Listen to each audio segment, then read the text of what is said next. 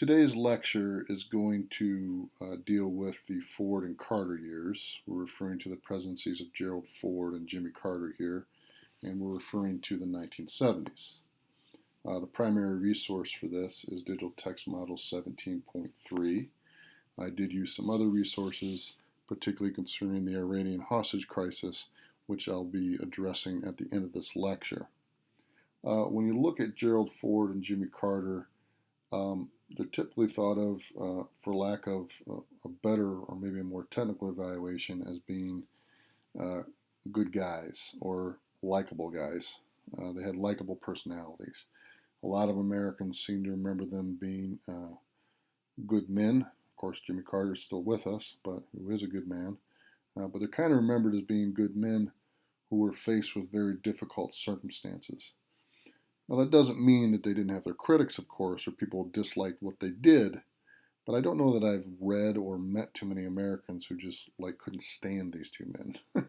And there are some presidents who cause those emotions, right, where some people can't stand them. You don't really see that with Ford and Carter.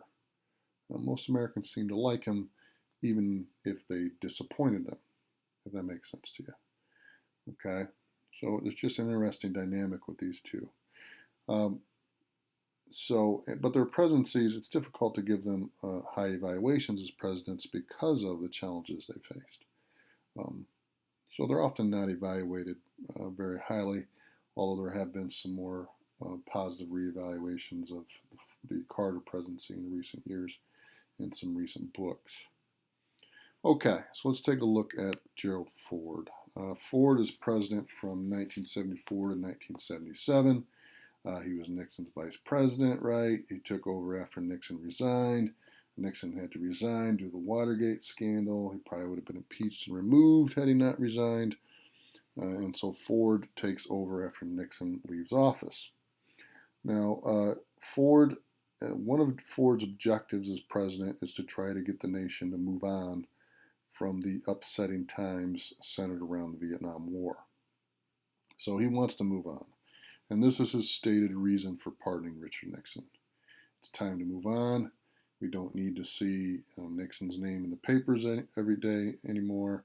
If he's on trial for the next few years because of his participation in the Watergate cover-up, then Watergate is still going to constantly be on people's minds, and we'll never be able to move on as a nation. And so Ford pardoned Nixon because he believed it was time for America to heal and move on. This will, however, upset many Americans. There will be protests, and there will be Americans who state that the reason why they voted against Gerald Ford in the 1976 election is because of his pardoning of Richard Nixon.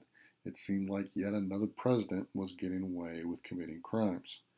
And so that was upsetting to the American people, even though Ford may have had good reasons for doing it.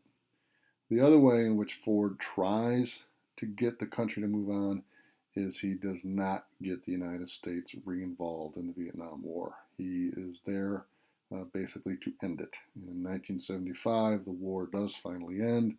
North Vietnam invades the South. The South Vietnamese want U.S. troops to come back, and Ford says no. For us, that war is over. And therefore, North Vietnam is able to conquer the South, and it becomes a united communist nation.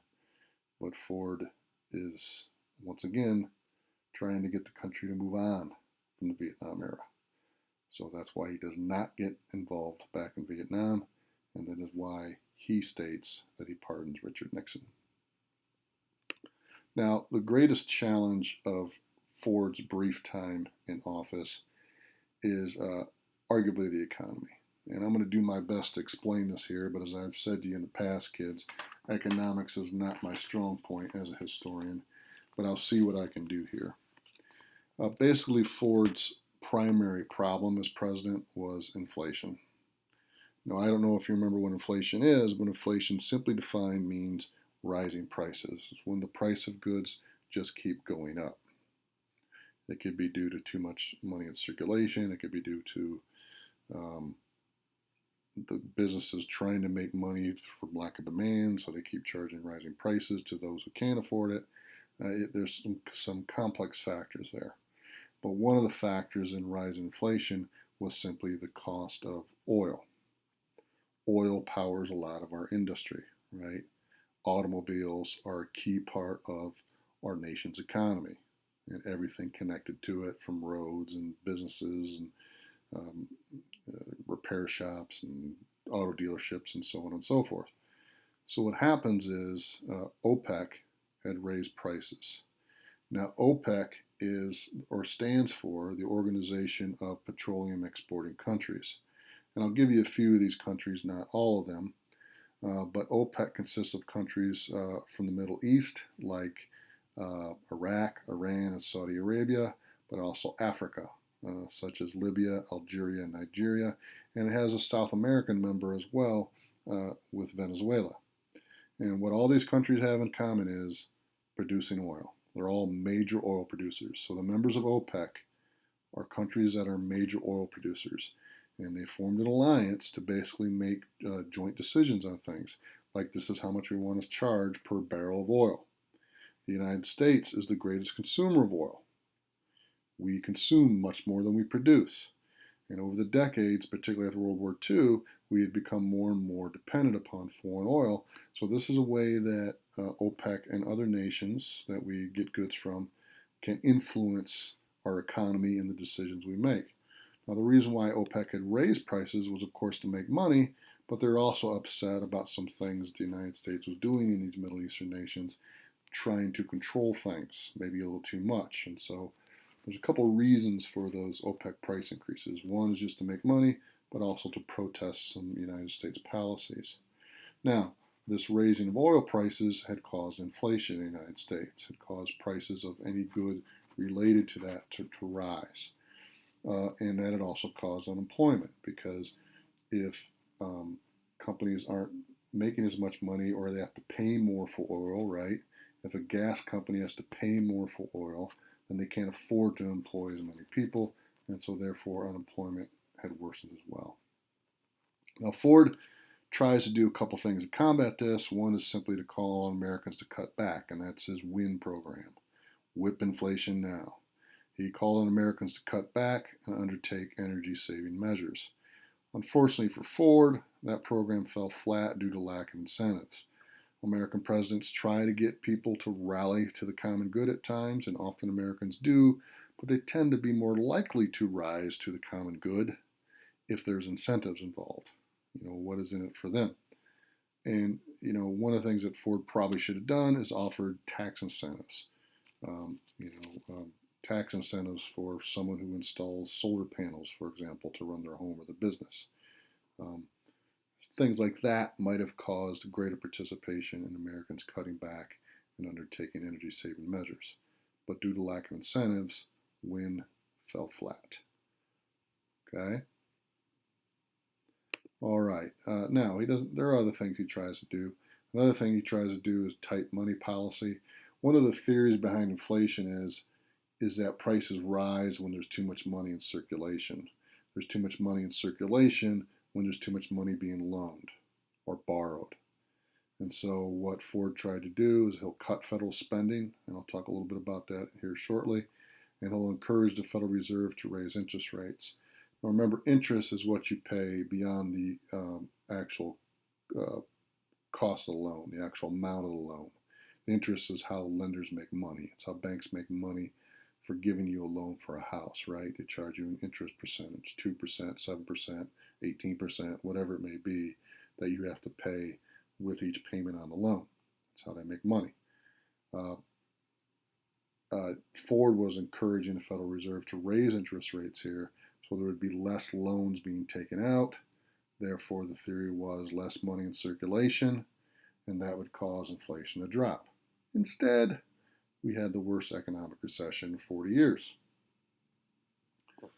Okay, now, part of the reason for Ford cutting the federal deficit or cutting federal spending, trying to perhaps get the Federal Reserve to raise interest rates, is he was concerned about government debt.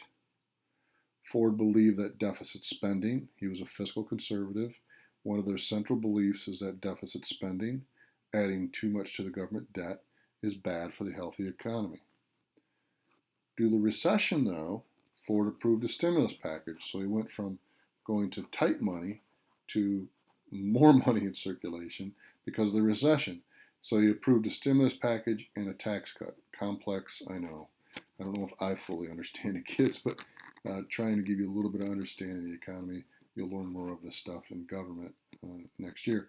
But anyway, due to recession, Ford approved a stimulus package and a tax cut, and this did lead to some decreases in employment. Okay, decreases in employment and inflation will occur as a result of this stimulus package. Now, just a little bit more about the government debt because it's a big issue in our current American predicament, current American economy. We currently have the highest deficit we've ever had due to tax cuts and government spending.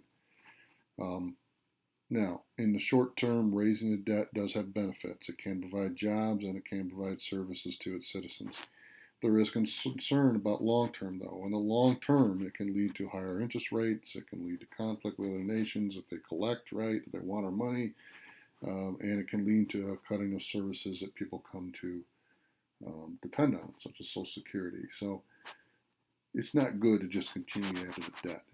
Ford is right here. This is something we should be concerned about, and a good argument by true fiscal conservatives.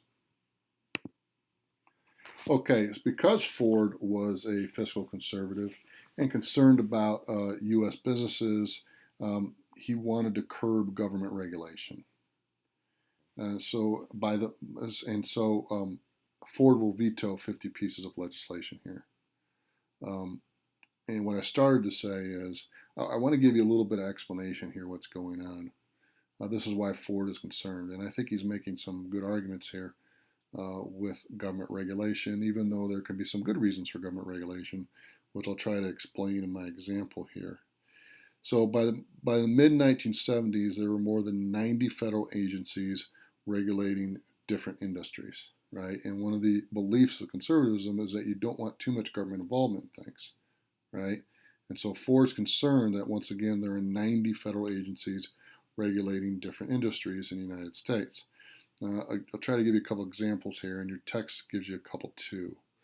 The FDA, the Food and Drug Administration, had been created to oversee the safety and quality of drugs, medical devices, and the nation's food supply. Okay, that's a good regulation, arguably. It's a good thing that they're doing.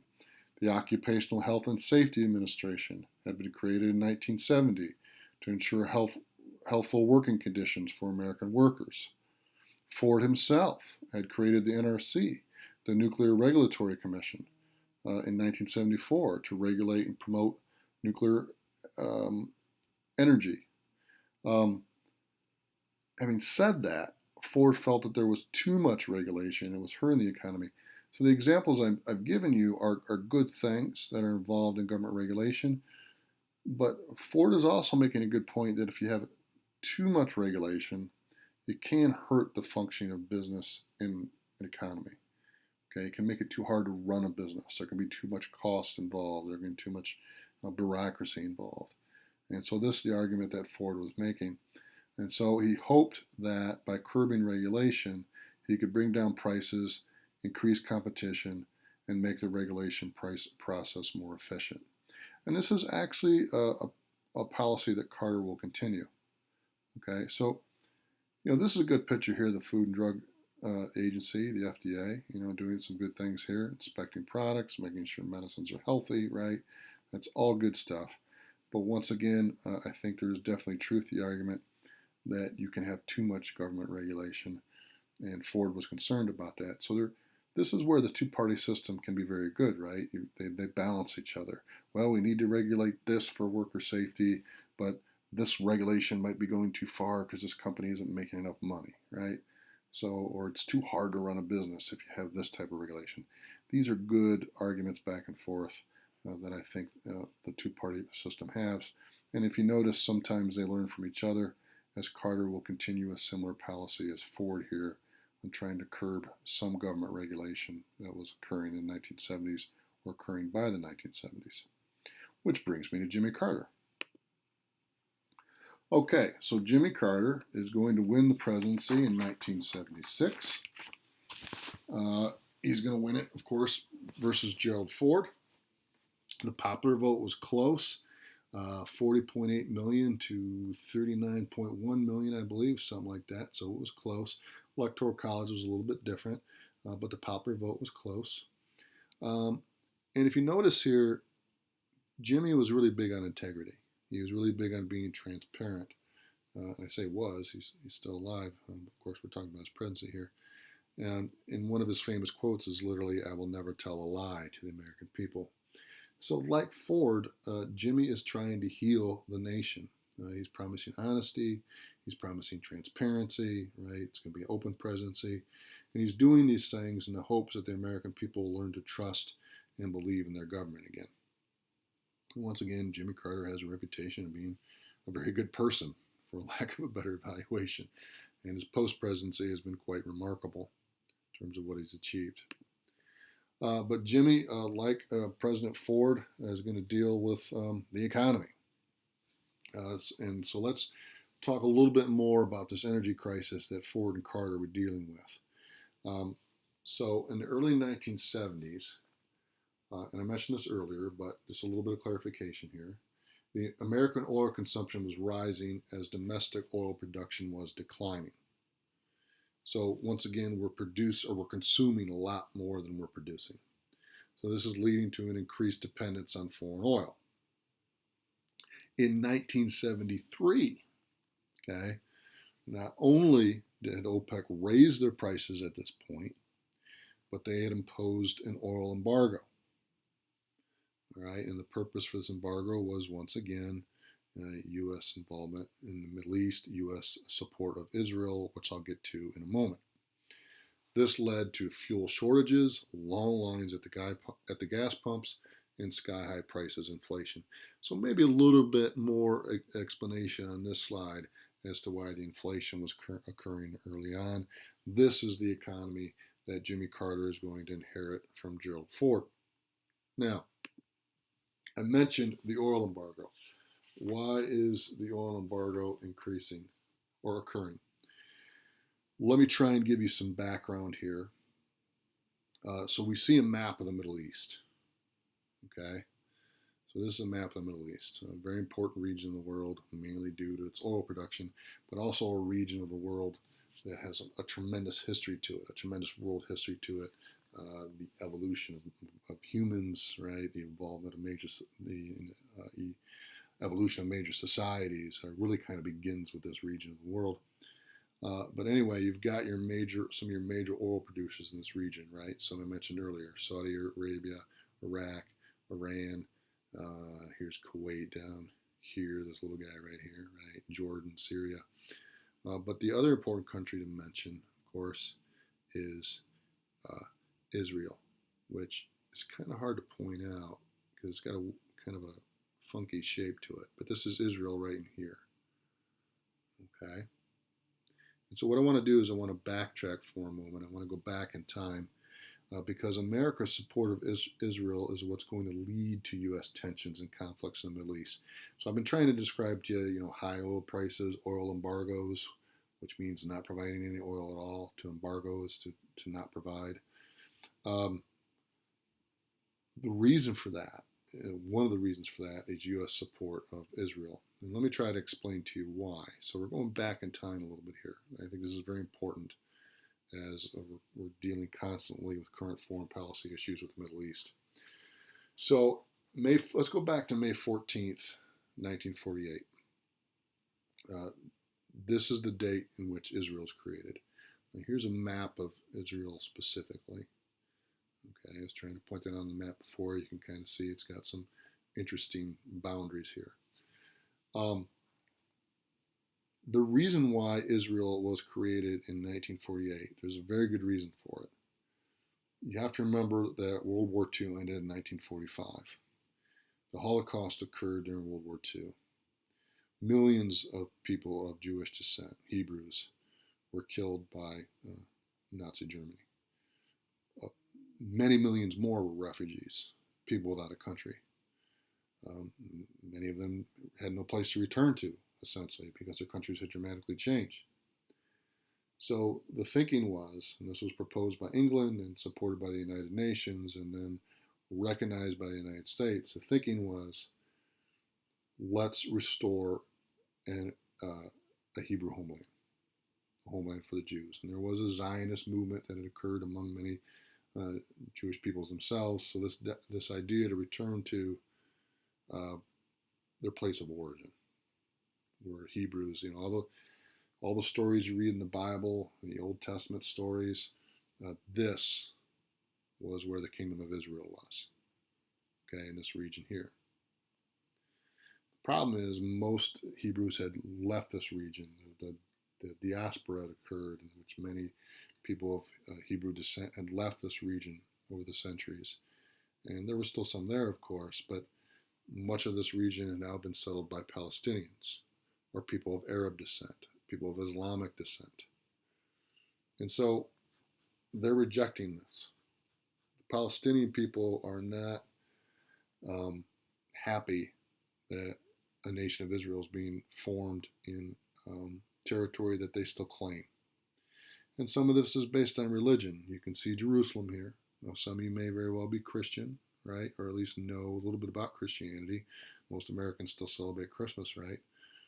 Jerusalem is kind of like the center of the Christian faith, right?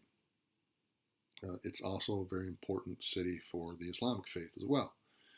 And so this region just has importance to so many different groups of peoples. So the fact that the United States and the United Nations and some other countries of the world are supporting the creation of Israel, that's not making these people happy. And so Jordan and Syria and Egypt and Iraq, and Saudi Arabia and Iran, they're not happy that this is occurring.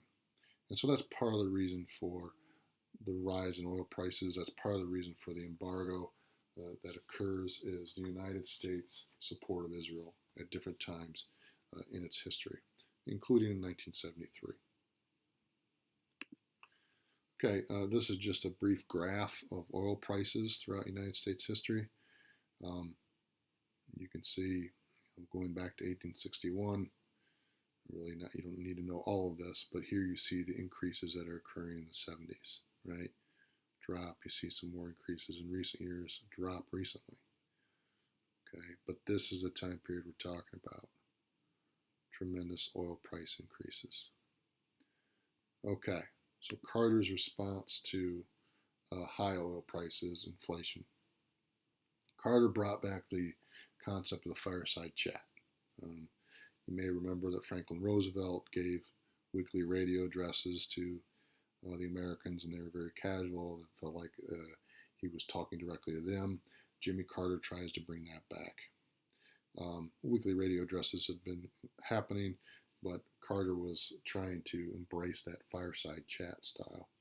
So he encourages Americans to reduce consumption. Once again, how can you reduce the effectiveness of oil embargoes or high oil prices? You reduce the consumption, reduce American dependence upon oil. And so he gives this speech on April 18th, 1977. He had taken office in January of that year. He considered the energy crisis the most important issue facing the nation. And a large part of the problem was America's reliance on imported oil. And these were the things that he was trying to bring across in his speech. So he proposes a National Energy Act in that speech, which by 1979 will ease dependence on foreign oil slightly. A little bit of explanation of this act. Carter will propose more than 100 proposals on energy conservation and development. So he'll make more than 100 proposals on energy conservation and development as part of this act. Many of these will be fiercely resisted, of course, by oil and gas producing states and the industries. However, they don't want their profits to be reduced. But what things like the National Energy Act does, what these proposals do, what the National Energy Act does, is it places a tax on gas-guzzling cars, lifted price controls on oil and natural gas, and extended tax credits for the development of alternative energy. And once again, gas and oil companies don't like this because this can cut into their profits. Now, despite all this, the economic crisis worsens. In the summer of 1979, There's going to be renewed violence in the Middle East. Carter's energy saving measures could do little to combat a sudden new economic crisis that's going to come about as a result of this. Okay.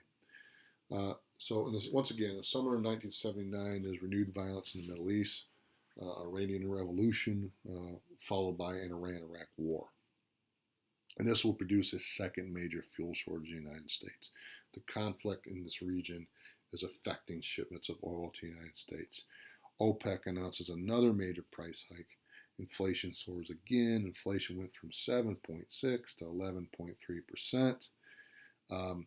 Multiple approaches by Carter. So it's not like he's ignoring these things. He's trying to do stuff. He lifts price controls. He deregulates, rationing. We got to conserve. Threats against those who would interfere with U.S. trade. None of these work. And this scattershot approach, to quote your text, kind of convinces many people that he really had no policy at all. And then he gives a speech. He calls it his crisis of it's called, the name of the speech is Crisis of Confidence speech. That causes Americans to lose faith in Carter. Now, this speech is actually well received at first, but it caused people to question Jimmy Carter and his support of the American way of life. What the speech did is it challenged Americans to truly examine their values and whether or not the country had become too materialistic to sacrifice enough to overcome the energy crisis. Maybe similar to what Ford was trying to do. Hey, we need to be less materialistic. We need to conserve. We need to save energy. We need to work together here. And this speech is well received. Jimmy kind of sometimes it's called the malaise speech. He never uses that word malaise, but sometimes it's called the malaise speech. Malaise means sickness or what ails you.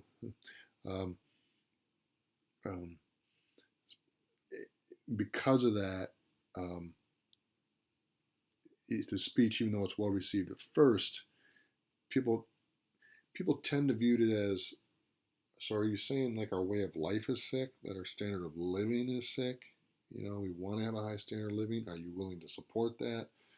And so while there's some things in the speech that are good, the importance of self-sacrifice and serving the common good, some Americans were concerned that it was causing Jimmy Carter or they were viewing Jimmy Carter as maybe not wanting to find ways to support the high standard of living that we have in the United States.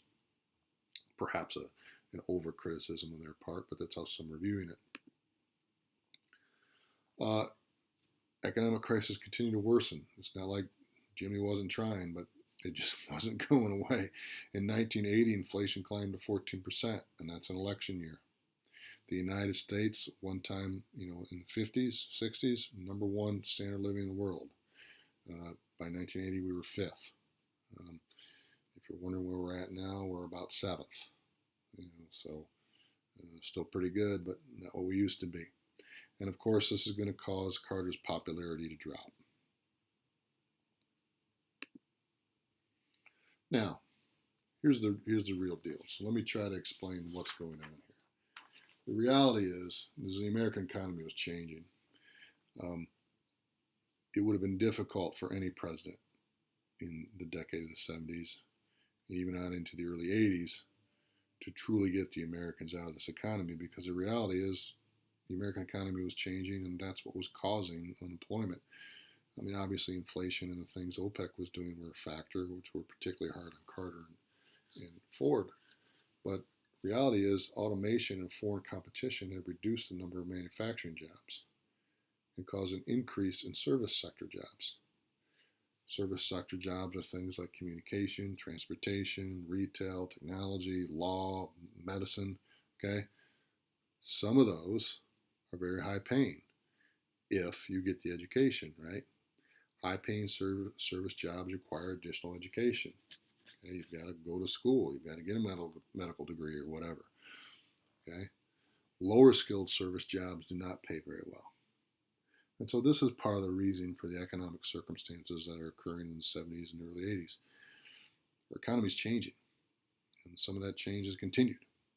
Maybe some of the reasons why we have our current issues with income inequality. Workers left out of manufacturing jobs face an increasingly complex job market.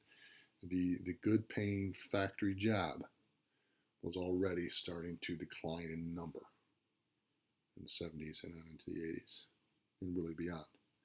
And that's part of the reason why, even though Jimmy was doing all these different things, the reality was our economy was experiencing a transformation.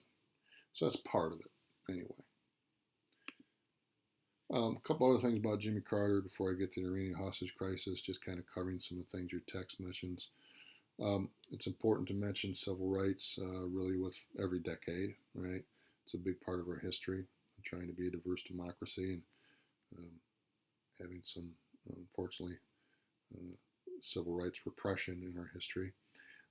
But concerning Carter and civil rights, his record's pretty good, although there are some people felt he could have done more. His presidency will be the most diverse presidency, most diverse executive branch in United States history at that point. It'll be more African Americans and women than any previous administration.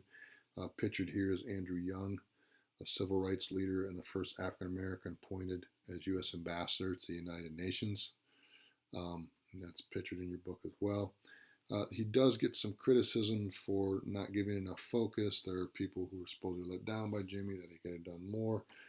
I'm not sure if that's a fair evaluation by your text. Um, Carter consistently championed civil rights and spoke out against racism throughout his political career, which is pretty extraordinary considering he's from Georgia. And he will enforce the strength of the Voting Rights Act in 1965. The Voting Rights Act will begin to weaken under Reagan and some presidents after Reagan, but not under Jimmy Carter. Jimmy Carter was a firm believer in the Civil Rights Act and the Voting Rights Act that had passed in the 1960s. I think maybe some of it is the fact that this case was passed when Jimmy was in office, and your book has a nice write-up about this case. But what happened here, in this case, University of California versus Bakke, is the Supreme Court decided that the university's affirmative action policies were unconstitutional. Bakke is the last name of an applicant whose full name I'm forgetting right now. Please forgive me. But he had sued the university because he had said that he was a victim of reverse discrimination, that a black candidate had gotten into the medical school who wasn't as qualified as him. And that may very well have been the case. We do know that reverse discrimination happens with affirmative action. And so what the court ruled is they kind of came up with a compromise ruling here, that the court could not use quotas or race. No, what the court said was that the school could not use quotas or race as the only factor, but that race could still be a factor. So it's okay for schools to use race as a factor in admitting candidates, but not use a quota. Okay, kind of a way to get around the ruling there.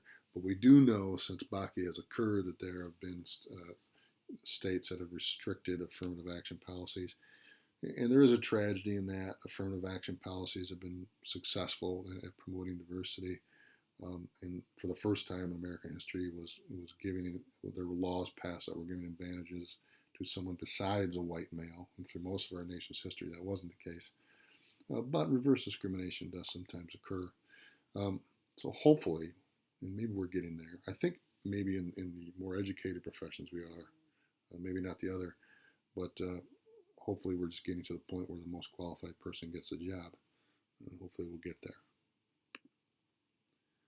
Okay, so the last section of this lecture, and I know once again it's long, a lot to cover in these because I'm not seeing you every day, is Carter in the Middle East. So I'm going to briefly mention the Camp David Accords, and then I'm going to detail the Iranian hostage crisis, and then I'm done. Okay, so Carter's focus of his foreign policy was promoting human rights. Rights stated in the Declaration of Independence and the Bill of Rights to all people around the world. That was a focus of his human rights policy. His record was pretty good on that, maybe a little bit mixed. His record on human rights in his post-presidency has been phenomenal. Maybe not perfect while he was president, let's just say that. But one foreign policy achievement that he had was getting Egypt and Israel to come to an agreement. So in 1978, the Egyptian president Anwar al-Sadat, pictured here, and Israeli President, or Israeli Prime Minister Menachem Begin, is how you pronounce that, meet with President Carter at Camp David. Now, Camp David is a historic country retreat for presidents in Maryland. If presidents want to break from the White House, maybe get a little bit of rest, but still work, they'll go to the retreat at Camp David and kind of kick back, maybe be a little more casual, if you will, for a few days. But nevertheless, Carter met with these two men there. Now, these two men had started talking before this, but they came to the United States with Jimmy Carter to help negotiate some issues. So here's the deal. Israel had gone into the Sinai Peninsula in a previous conflict. Okay, so Israel had taken over the Sinai Peninsula. What Carter is able to get these two men to agree to is Israel withdrawing from the Sinai Peninsula, going back into their original borders, and Egypt agrees to recognize Israel. Now, no Palestinian, no Arabic nation had recognized the creation of Israel. They were refusing to do so. Egypt is the first to do so. So this is a huge historic agreement, and the hope is that other nations will follow in the Middle East, and these countries will learn to get along together. Most Arab League nations reject Egypt for this, however. As a matter of fact, Anwar Sadat is assassinated in 1951. These talks, however, did lay the groundwork for future talks. There'll be talks, for example, in 1993 in Oslo, Norway. So Camp David is a success in that it's an historic agreement between these two. Anwar Sadat and Menachem Begin both win the Nobel Peace Prize in this year. It's seen as perhaps the eventual goal is that Israel can coexist with these Palestinian nations and they can get along with each other. Unfortunately, tensions still remain, but talks have been important over the years. So this is seen as a success for Jimmy Carter. All right, last event to talk about here. All right, the Iranian hostage crisis is a very significant event in United States history. So let me try to explain it to you. Okay, so the U.S. had supported King, keyword King here, right? Mohammad Reza Shah Pahlavi since 1953. So that's him pictured here, right? They supported him against the more popular Prime Minister Mohammad Mossadegh, who was trying to nationalize Iranian oil and make Iran less dependent on Western influence. The way it worked in 1953 is you had a Shah, but you also had a Prime Minister in Iran. Prime Minister is elected by a parliament who is elected by people. Mohammad Mossadegh was a very popular Prime Minister. He was popular because he was trying to institute democratic reforms, and he was trying to make Iran in control of its own oil. British Petroleum BP was controlling most of Iranian oil in 1953, something the United States wanted to see continued because they had a strong alliance with Great Britain. The CIA helped overthrow Mohammad Mossadegh under Dwight D. Eisenhower, and the United States supported the Shah in his leadership and a puppet prime minister, so to speak. The Shah will receive military equipment from the U.S. in exchange for oil. So this is kind of where we see why some Palestinian governments, Palestinian revolutionary groups do not like the United States because they feel like we're trying to influence policy too much. Now, the Shah wasn't all bad. Prosperity will exist in Iran. But there will be uneven distribution of wealth, and that's going to cause much resentment. Now, I say the Shah wasn't so bad. I mean, these issues can be complex. And Pahlavi does do some good things when he's in power. Now, if we go to the next slide here, you're going to see that his reign, so we're talking about Pahlavi, right? Pahlavi does become increasingly corrupt, and he does become dictatorial in the face of great opposition throughout his reign. But these issues are complex. He had done some things with U.S. money, such as improvements in infrastructure, irrigation, industrial growth, He cured malaria. There were improvements in literacy and healthcare. But he will be autocratic. He'll create a police force known as the Savak, who ruthlessly puts down any opposition. He'll repress free speech at times.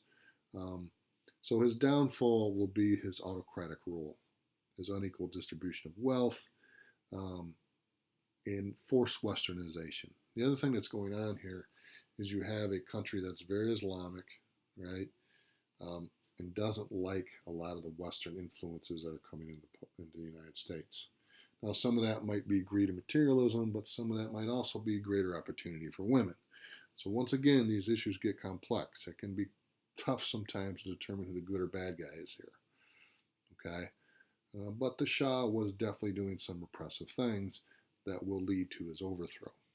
Okay, the main leader who is trying to overthrow the Shah because he sees him as becoming too westernized, uh, too beholden to U.S. policy, too beholden to U.S. decisions concerning Iranian oil, right? He doesn't like the inequality in wealth he sees, poverty in Iran that he sees, and he doesn't like the influence of other religions besides Islam in Iran. Is Ayatollah Ruhollah Khomeini. And he starts leading a rebellion against the Shah, and he is sent into exile in 1963. Okay, but he will return.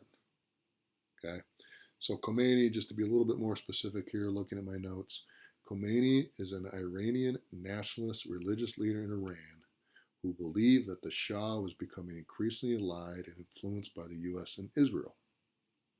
So Khomeini wanted an Islamic republic, whereas the Shah seemed to be removing Islam from the government. And so that was troubling to him. Perhaps the Shah was just trying to implement separation of church and state, but that's not what Ayatollah Ruhollah Khomeini wanted. Say that name 10 times fast. All right, now, fast forward to 1977. Pahlavi visits the United States here. This picture kind of got cut off here, but here he is. He's meeting Jimmy Carter here, President Carter here. Pahlavi visits the United States on December 31st, 1977, New Year's Eve, right? He's trying to strengthen his ties to the United States. He's securing support from President Carter.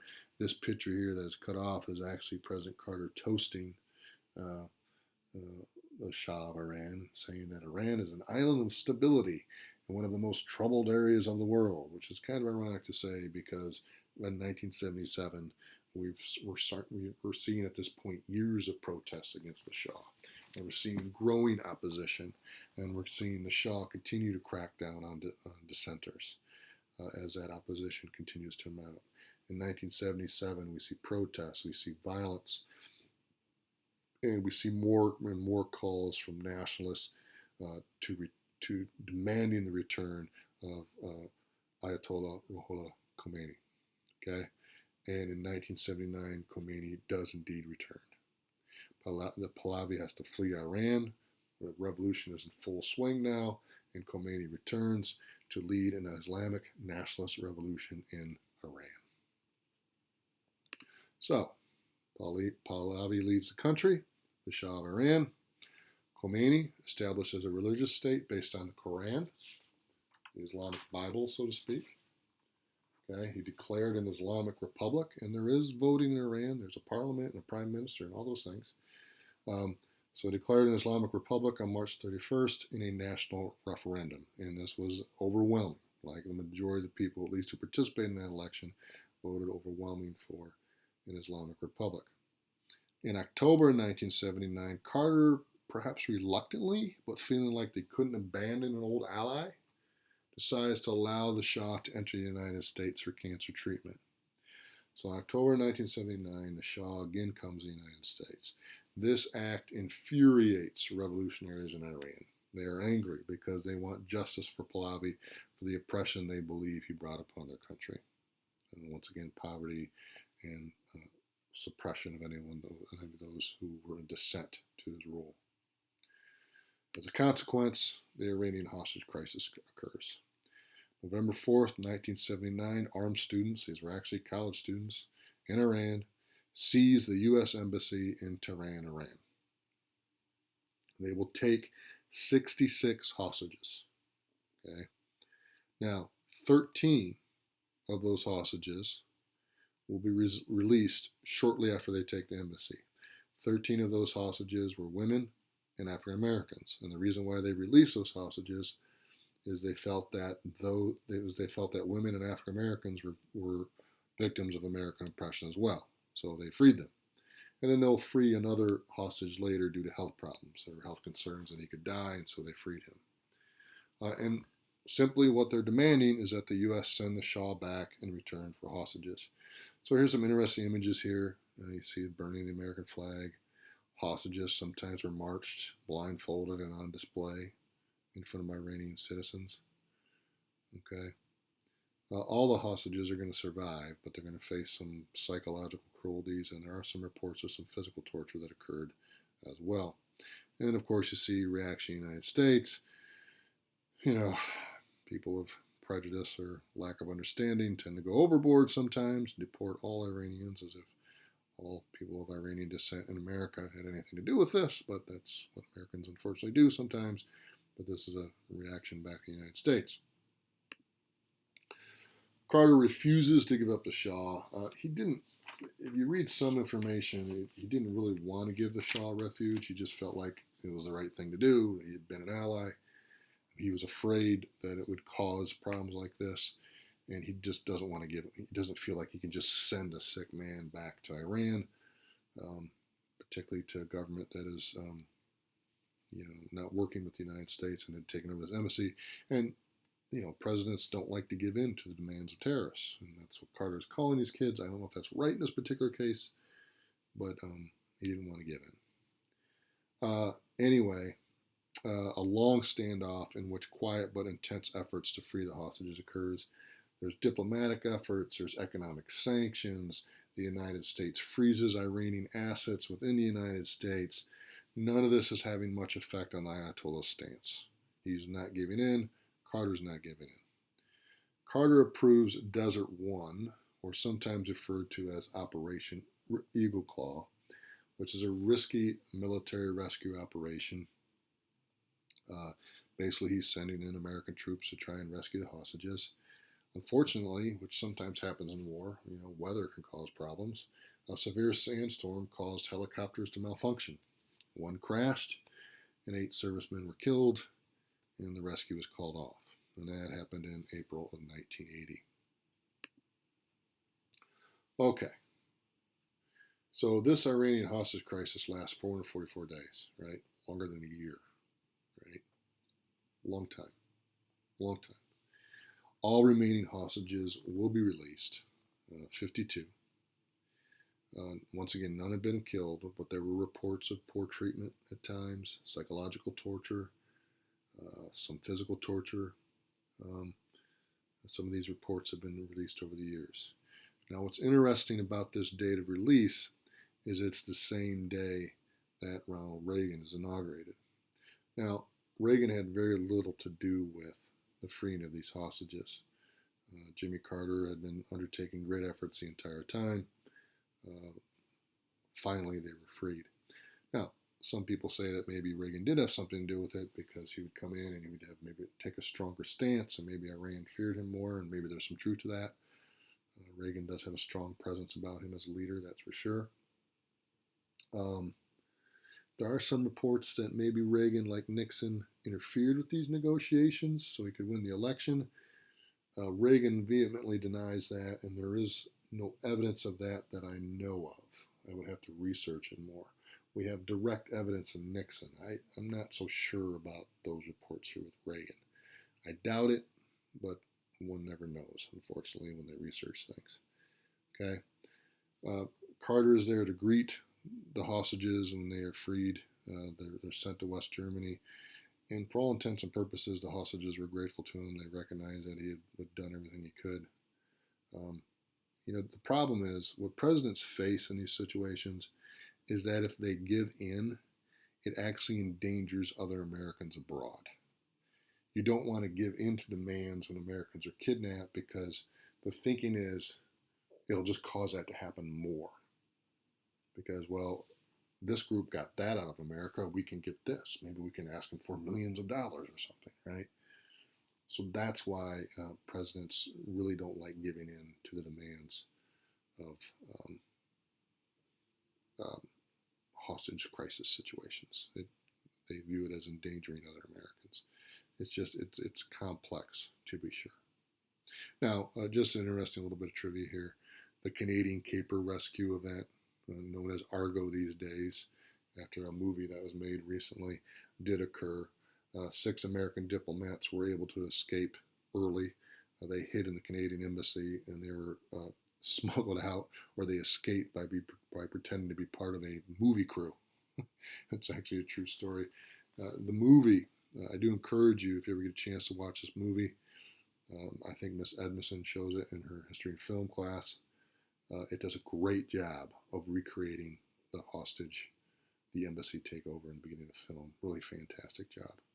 The footage matches what actually happened so well. Okay, so I'm going to stop there.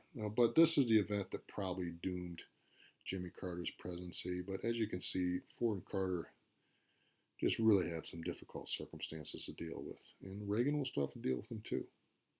Up till people tend to forget that up till 1983, the economy wasn't good under Reagan either. It get improved in '83. That's when it got good for Reagan. But he's elected in '80, takes over in '81, and it's not until mid '83 or later that the economy starts to improve. So I just think these two presidents dealt with some really tough circumstances that they had to overcome. Once again, men that people tend to look up at with respect, um, but maybe evaluate poorly as presidents, and maybe that's not entirely fair due to the challenges that they faced. Okay, make sure you comment on this lecture, ask a question. I'm going to give you 10 points for it this time, just because I knew this was going to be another long one. So I want to give you 10 points for listening to it or not. So I'll take away 10 points if you don't. Okay, as always, kids, thanks for your attention.